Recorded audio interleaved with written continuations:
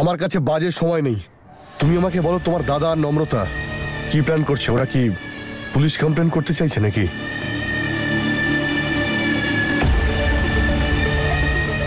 দেখো, আমার কাছে ইলেকশনের থেকে বড় আর কিছু নেই, সেটা তুমি ভালো করেই জানো। তাই তোমার সঙ্গে আজ আমি শেষবার দেখা করতে এসেছি। তাই যে জিজ্ঞেস করছি তার উত্তর দাও। তার আগে এটা বলো যে নম্রতা দাদার ফোন কেন ধরছে না? কোথায় ও? কি করেছো তুমি ওর সঙ্গে? আর আমার নামটা বলে দেয়নি তো? তোমার কি মনে হয় আমি বোকা নাকি? ও যদি তোমার নাম বলতো তাহলে আমি এখানে আসতাম? ও তোমার নাম নেয়নি, ও তোমার বন্ধুত্বের সম্মান রেখেছে। বন্ধুত্বের কথা ছেড়ে দাও, বন্ধুত্বটা খুব ভালোই পালন করেছো আমার বরকে কেড়ে নিয়ে। তবে তোমার থেকে অনেক বেশি ভরসা করা যায় ওকে। তুমি ওকে কি ভেবে ডেকেছিলে ফার্ম হাউসে? তোমার বোকামির জন্য পরিস্থিতি এতটাই জটিল হয়ে গেছে যে আমি সামলাতে পারছি না। ওকে কন্ট্রোল করতে গিয়ে আমায় কি না করতে হয়েছে। তোমার কি মনে হয়েছিল আমাদের এক বেডে দেখে, আমাদের একসঙ্গে দেখে ও খুব খুশি হবে? আরে বাবা, আমি কি করে জানবো যে ও এসে এইভাবে সিন ক্রিয়েট করবে? আমারই মাথাটা খারাপ হয়ে গেছিল যে আমি নূরের কথা শুনে এসব করলাম।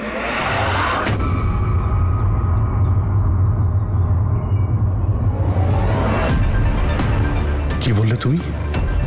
কার কথা শুনে তুমি? ওই তেমন কিছুই না, শুধু রিভেঞ্জ নিতে চেয়েছিলাম আমি।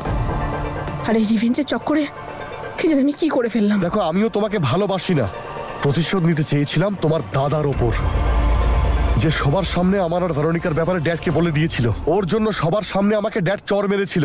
আর তার জন্য তুমি আমার সঙ্গে এই ধরনের কাজ করার কথা ভাবলে? অদিত, তোর মতো ফালতু ছেলে আমি দেখিনি, তোকে আমি ছাড়বো না। আমি তোকে স্টুপিড মেয়ে, আজকের পর থেকে তোমার মুখ আমাকে দেখাবে না। আর এটা কেমন উপদেশ নয়, হুমকি মনে করবে।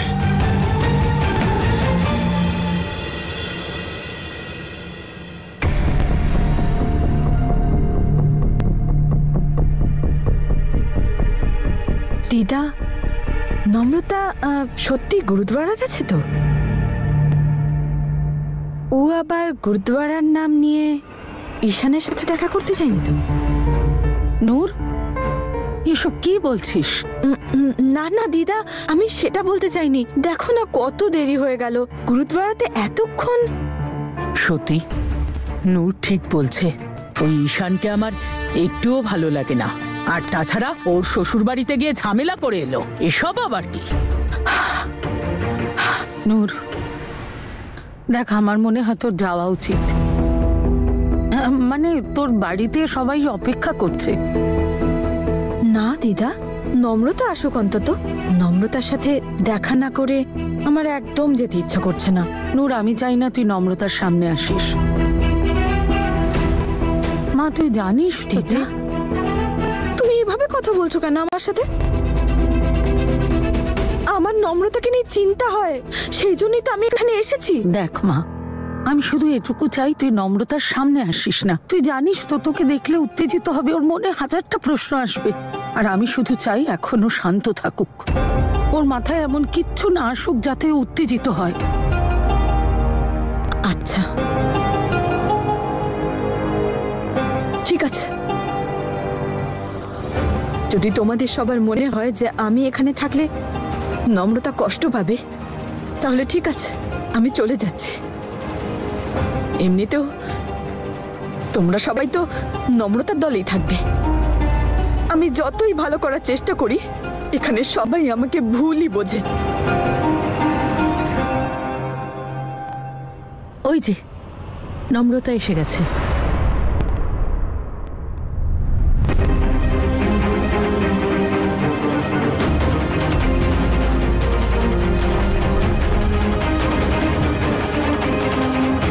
নূর চল, তুই আমার সঙ্গে চল। আরে কিন্তু আমি নম্রতার সাথে। চল না।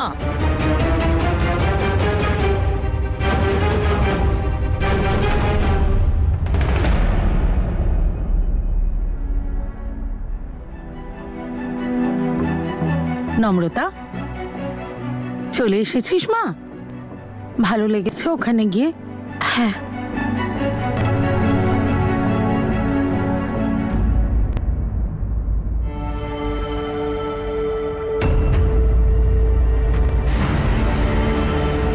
দিদা কেউ এসেছিল নাকি?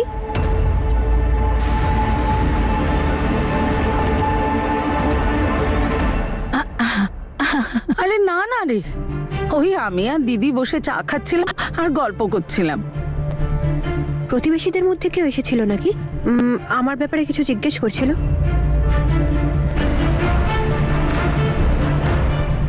নম্রতা, তুই একটু বেশি ভাবছিস মা। কেউ তোর কথা কেন জিজ্ঞেস করবে? আচ্ছা ছাড় এসব কথা, যা ঘরে গিয়ে বিশ্রাম নে, তোর জন্য চা বানাচ্ছি। আচ্ছা।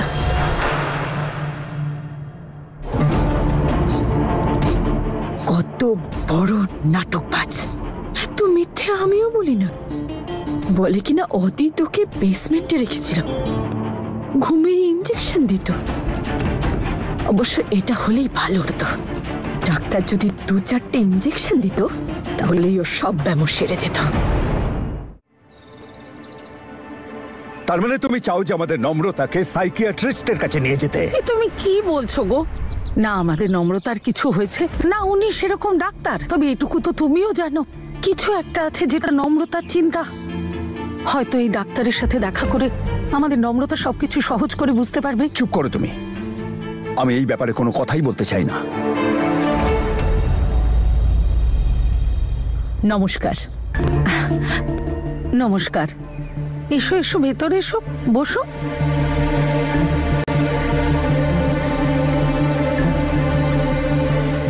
আমি এখানে বসতে আসিনি, নম্রতার সঙ্গে কথা বলতে এসেছি।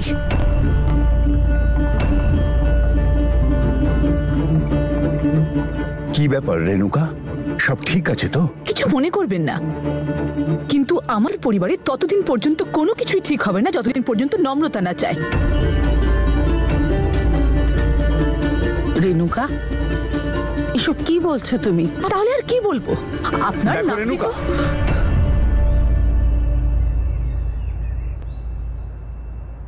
আমি নম্রতার ব্যাপারে কিচ্ছু শুনতে চাই না। এখনো খুব সমস্যার মধ্যে দিয়ে যাচ্ছে, আর তুমি যদি ওর ব্যাপারেই কথা বলতে চাও তাহলে আমি কোনো কথাই বলতে চাই না। কথা বলতেই হবে।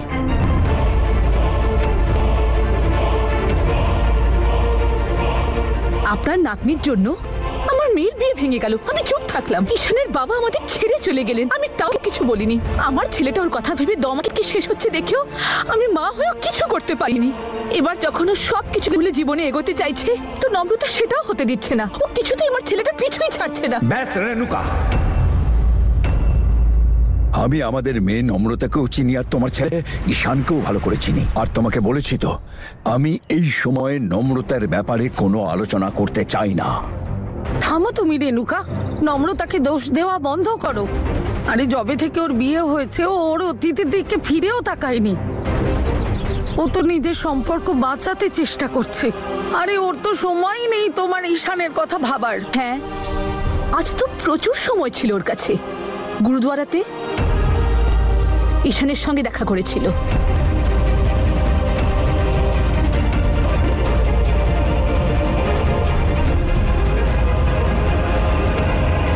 গুরুদুয়ারাতে যে কেউ যেতে পারে, হতে পারে এটা কাকতালীয়, হয়তো একই সময়ে দুজনে সেখানে পৌঁছে গিয়েছিল। দেখো, তুমি তোমার ছেলেকে সামলাও। ও নিজেই নম্রতার পেছনে পেছনে ঘোরে, এমনকি ও শ্বশুর বাড়িতে গিয়েও ঝামেলা করে এসেছে। ওর যা কাজ সেটাই করুক, বারবার এখানে কেন আসে ও? পুরো বিষয়টা না জেনে মাঝখান থেকে কথা বলা উচিত নয়। চুপ করো রেণুকা, অনেক হয়েছে, আর নয়। দেখো, এরপর যদি আর কিছু বলো না, আমি সহ্য করব না। তনু আর বীরের সঙ্গে তোমার সম্পর্কটা খুব ভালো ছিল। সেই সম্পর্কে দোহাই দিয়ে আমি তোমার কাছে হাত জোড় করছি যে তুমি চলে যাও এখান থেকে, যাও। উপরওয়ালার দোহাই তোমাকে, এখন এখান থেকে যাও। এ বিষয়ে আমরা পরে কথা বলবো।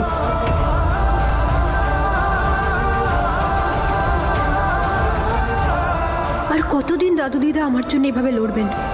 আজকে আমি ঈশানের মায়ের সাথে কথা বলে এই চ্যাপ্টারটা এন্ড করেই ছাড়বো। একটা কথা তো নিশ্চিত যে নম্রতা বৈবাহিক এই সম্পর্কটা থেকে বেরিয়ে যেতে চায়, আর খুব তাড়াতাড়ি ও সেটাই করবে। আমাদের একটু পেশেন্স রাখতে হবে, আর এটা দেখতে হবে যে এই সবকিছু কবে শেষ হবে। এটা অতটা সোজা না যতটা তুমি ভাবছো। কি মনে হয় তোমার যে অদিত এত সহজে ওকে ডিভোর্স দিয়ে দেবে, নম্রতাকে ছেড়ে দেবে? না, একেবারেই না। আর নম্রতা ভাবছে এই লড়াইটা একাই লড়তে পারবে। আমি জানি ও আমার সাহায্য নেবে না, ও আমাকে নিজের থেকে অনেক দূরে সরিয়ে রেখেছে, কিন্তু আমি ওকে কখনোই একা ছাড়বো না। ও চাক বা না চাক, কিন্তু এই লড়াইটাতে আমি ওর সাথে থাকবো। সামনে থেকে থাকি বা পিছন থেকে, আমি ওর সাথেই থাকবো।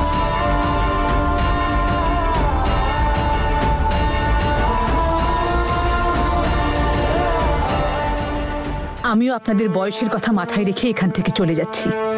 যদি আপনারা এটা না চান যে আমি সবার সামনে আপনার নাতনির কুকীর্তির কথাগুলো তুলে ধরি, তাহলে ওকে দূরে রাখুন আমার ছেলেটার কাছ থেকে আর আমাদের জীবন থেকেও।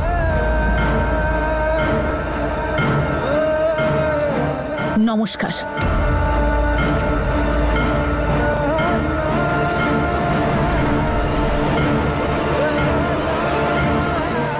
আন্টি, আন্টি, না, দাদু প্লিজ, প্লিজ আমায় আজকে যেতে দাও। আমাকে ঈশানের মায়ের সাথে কথা বলতেই হবে। দাদু প্লিজ আমায় যেতে দাও। তুমি এরপরে আর কোনোদিন আমার নামে কমপ্লেন শুনতে পাবে না। দাদু প্লিজ, দাদু প্লিজ।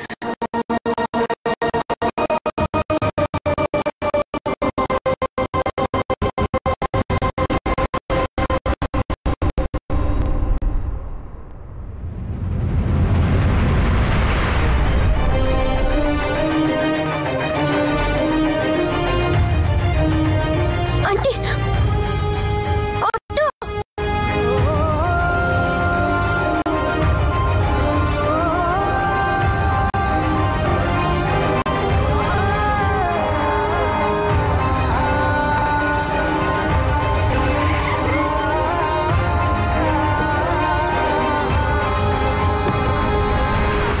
এটা আবার কেমন অভদ্রতা? আন্টি, তুমি আমার আর ঈশানের ব্যাপারে ভুল ভাবছো। এখন আমার আর ঈশানের মাঝে কোনো রকম কোনো সম্পর্ক নেই।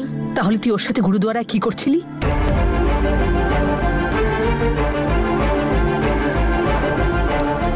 তুই কি ভাবিস আমি কিছুই দেখিনি? তুই আসলে চাসই না যে ও জীবনে এগিয়ে যাক। আমি হাত জোড় করছি নম্রতা, তুই দয়া করে আমার ছেলেটাকে এবার ছেড়ে দে। ওকে নিজের মতো করে একটু বাঁচতে দে। ওকে অন্য কারোর সাথে জীবনে এগোতে দে। কারণ তুই জানিস যে যতদিন তুই ওর আশেপাশে থাকবি, ও জীবনে অন্য কিছুই আর ভাবতে পারবে না। আন্টি, তুমি প্লিজ তুমি আমার কথাটা বিশ্বাস করো। আমি নিজে ঈশানকে বোঝাই, বারবার ওকে বোঝাই যে ওর এবার লাইফে মুভ অন করা উচিত, নতুন করে জীবনটা শুরু করা উচিত। আমি নিজে চাই না যে ও আমার আশেপাশে থাকুক বা আমার প্রবলেমগুলো ও নিজের মনে করুক। তুই কি ভাবিস তুই বলবি আর তোর কথা আমি বিশ্বাস করে নেব? তুই তো চাস ও ভালো থাকুক, তাই না? তাহলে কেন তুই বারবার নিজের কষ্টের কথা শুধু ওর সামনে তুলে ধরিস? তুই তো ভালোভাবেই জানিস যে ও এখনো সারাক্ষণ তোরই কথা ভাবে, কিন্তু তা সত্ত্বেও তুই এমন কিছু একটা করিস যে ওকে তোর মুখোমুখি এসে দাঁড়াতেই হয়। ঠিক আছে আন্টি, এইবার শুধু আমি মুখে বলবো না, আমি আপনাকে আমার কথা প্রমাণ করে দেখাবো। আগামী 2 দিনের মধ্যে ঈশান হিয়ার সাথে নিজের লাইফে এগিয়ে যাওয়ার সিদ্ধান্ত নিয়ে নেবে। আমি তোমায় কথা দিলাম।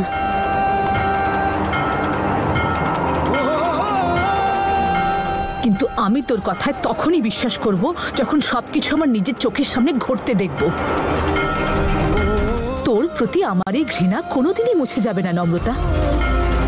তোর জন্য আমি বিধবা হলাম, আমার মেয়েটার বিয়ে ভেঙে গেল, আমার ছেলেটা বেঁচে থেকেও যেন বেঁচে নেই। তুই নিজের মা বাবার সম্মান ডুবিয়েছিস নম্রতা। বীর আর তনুর নামে তুই একটা কালো কলঙ্ক নম্রতা।